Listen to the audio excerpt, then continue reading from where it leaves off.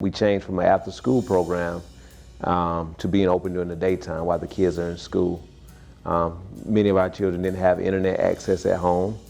Many of our children did not have computers at home. So now they can come to the Salvation Army Boys and Girls Clubs, and they can do those things. And we're not just limiting it to students who live locally. We're serving students who live in Atlanta and attend Atlanta Public Schools, who attend Fulton County Public Schools.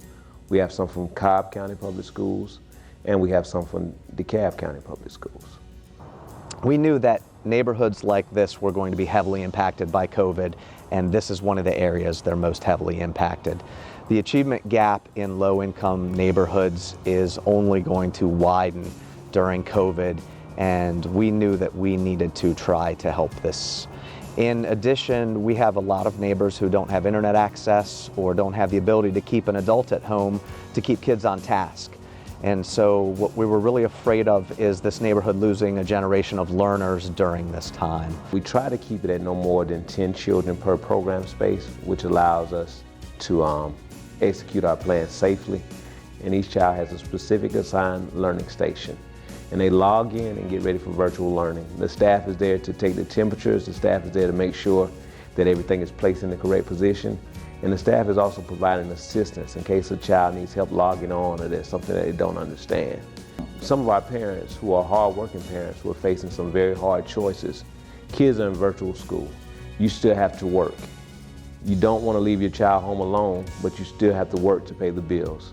And so the Salvation Army comes into play. Hey, we want to meet your need for those parents who have these needs. And one parent, sent us a message saying that for the first time since March, she's able to go to work and feel comfortable and not have to worry about, I'm working, my children are home alone. Now the children have a safe place to go so the parents feel comforted. In order to operate a building, operate a Boys and Girls Club during this time, the budget increases because you have to take certain safety procedures, you have to plan for more staff hours, you have to plan for more staff to be in the building because the kids have to be spread out.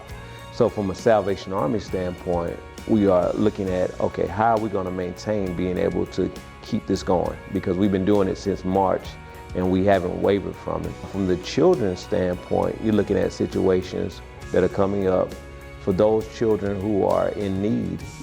There's still food shortages.